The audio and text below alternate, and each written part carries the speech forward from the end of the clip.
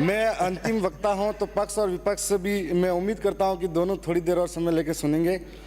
साहब, जब बजट पेश हो रहा था तब हम लोग नए सदस्य भी हैं और कम उम्र के भी हैं, बड़ी उम्मीद के साथ में इस बजट के लिए आए थे।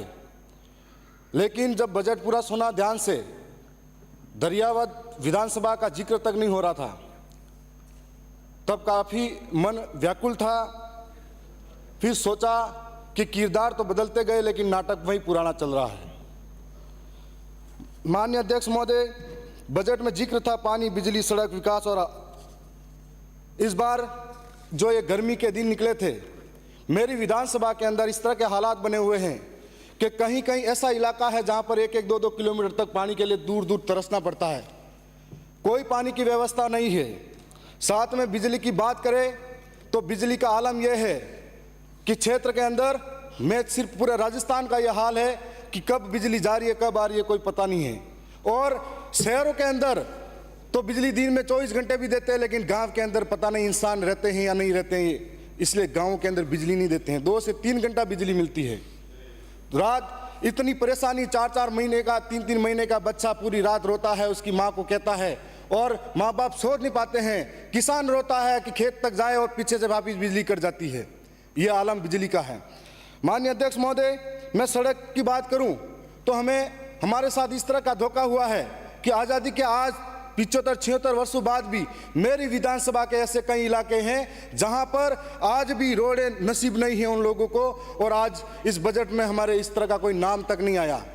सड़क की बात करें तो बारिश के टाइम पे बहुत सारे गांव ऐसे इलाके में बसते हैं जहां पर अगर पानी आ जाता है, नाला भरा रहता है, तो उसको कोई मरीज बीमार हो जाता है, उसको इंतजार करना पड़ता है कि उस नाले को पार करो, पानी नीचे जाएगा तब।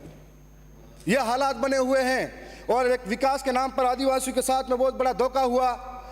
मैं बजट के बारे में बड़ी उम्मीदें लेकर बैठा था, न सड़क के लिए, न बिजली के लिए, न पानी के लिए कोई बड़ी व्यवस्था हुई।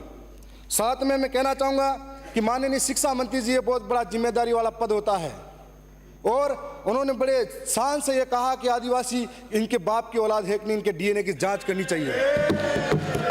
तब मैं ये कहना चाहूँगा, ये बजट का पार्ट नहीं। माननीय अध्यक्ष महोदय, बजट का पार्ट नहीं है। बजट पे बोलिए। मैं ये कहना चाहूँगा, माननीय साहब, बजट पे बोलिए। मैं बजट पे ही आ रहा हूँ। ये बजट पे नहीं, आ जाइए, 3 मिनट ही है आपके पास। माननीय अध्यक्ष महोदय, मैं ये कहना चाहूँगा कि एक जिम्मेदारी वाले पद पर उनको आदिवासी अंचल के अंदर शिक्षा की व्यवस्था कैसी है, इस व्यवस्था की तरफ झांकना चाहिए था।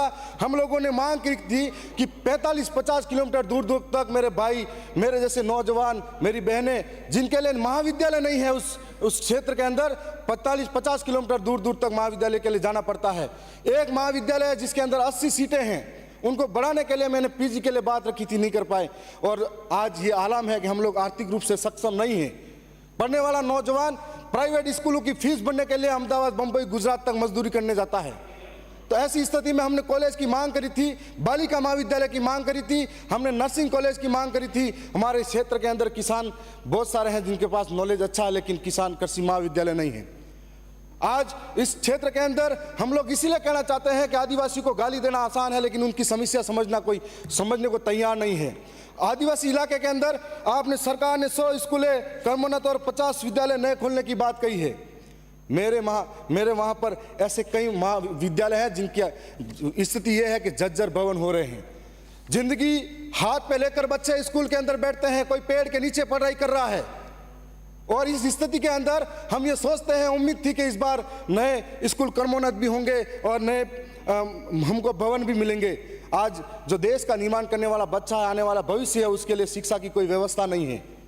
इस तरीके से हमारे साथ बहुत बड़ा अन्याय और धोखा होता जा रहा है। अगर बजट सत्र के अंदर बहुत बड़ी उम्मीदें थी, और साथ में जो खाद बीज की बात किसानों के साथ की जाती है, अभी हाल ही में बीज दिया गया था।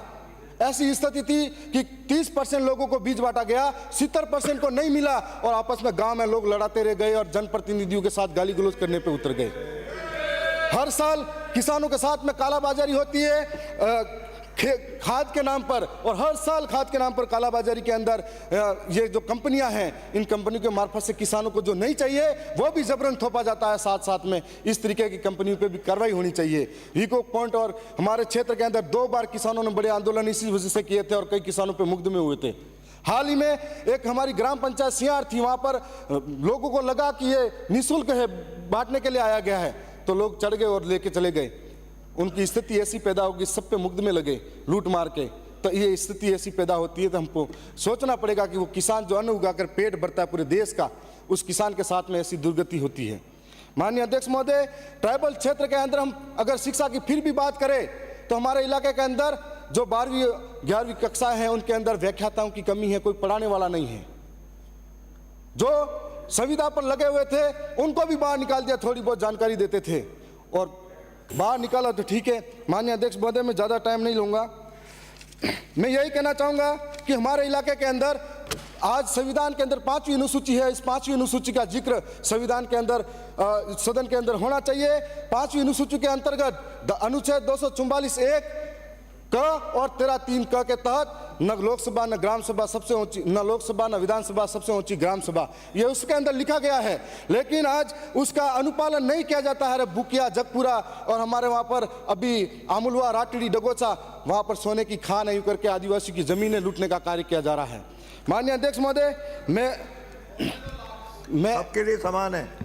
माननीय अध्यक्ष महोदय, मैं आपका संरक्षण चाहूंगा, 2 मिनट का और समय चाहिए मुझे। महात्मा गांधी नरेगा कार्य वालों के अंदर लेबर को जो पेमेंट दिया जाता आज कम है। हम लोग दाल, मिर्ची और सारी चीज़ें महंगी होती जा रही है, तो आज इनके लिए लेबर का पेमेंट जो बढ़ाया जाए और नरेगा के जो मेड है उनके लिए स्थायी पहचान। मैं लास्ट 1-2 लाइनें कह के समाप्त कर रहा हूँ। देखो मुझे कि जनता की आवाज़ सुनो, जनता है नाराज सुनो, कल तक जो खामोशी थी चीख रही है आज सुनो, क्रांति का आगाज सुनो, गिरने वाली गाज सुनो, सहा बहुत है अब तक हमने बदल रहा अंदाज सुनो, जनता का है राज सुनो, जनता ही सरताज सुनो, बने रहोगे कब तक हमारे जनता की आवाज़ सुनो। मैं इतना ही कहूँगा। मैं ये कहूँगा कि जब शिक्षा मंत्री डीएनए की बात करते हैं तो इस देश के अंदर हम ये कहना चाहेंगे, सदन की बैठक हम हमारे डीएनए सोमवार दिनांक 15 जुलाई 2024 के प्रातः 11 बजे तक के लिए स्थगित की जाती है।